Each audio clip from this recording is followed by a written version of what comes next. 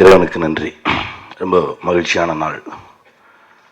ரெண்டு பேருமே ஒரு 20 வருஷத்துக்கு முன்னாடி இருடா ரொம்ப என்னை விட திறனாளி, என்னை விட திறமைசாலி, எனக்கு முன்னால் பெரிய பெரிய இயக்குநர்கள்ட்ட போய் வேலை பார்த்தவன்.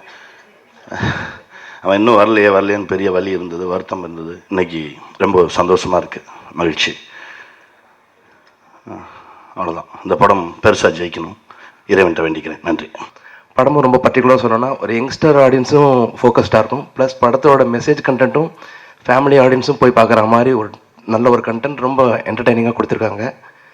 பாடல்களும் ரொம்ப நல்லா வந்திருக்கு. லிரிக்கு சப்போர்ட் பண்ண அண்ணாமலை சாருக்கு நன்றி. கண்டிப்பாக பாடல்களையும் படத்தையும் நீங்கள் இப்போ கண்டிப்பாக பார்க்கணும். நன்றி வாய்ப்பளித்ததுக்கு. தேங்க்யூ.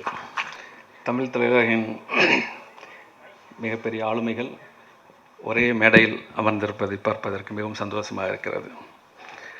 நான் கொஞ்சம் திரும்பி பார்க்கிறேன்.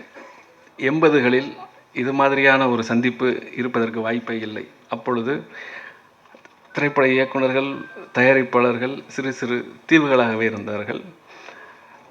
ஒரு மிகப்பெரிய இதை மாதிரியான ஒரு சந்திப்பு ரொம்ப ரேர் அப்போது.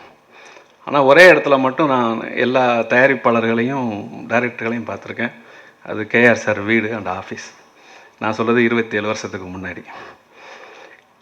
அதே போல் அப்போ ஏன் அது மாதிரி கேஆர் சார் வீட்டில் எல்லாம் இருப்பாங்க அப்படின்னா, கேஆர் சார் ஒருத்தர் தான் படங்களை தமிழ்நாடு ஃபுல்லாக ரிலீஸ் பண்ணுறதுக்கு உதவி பண்ணார்.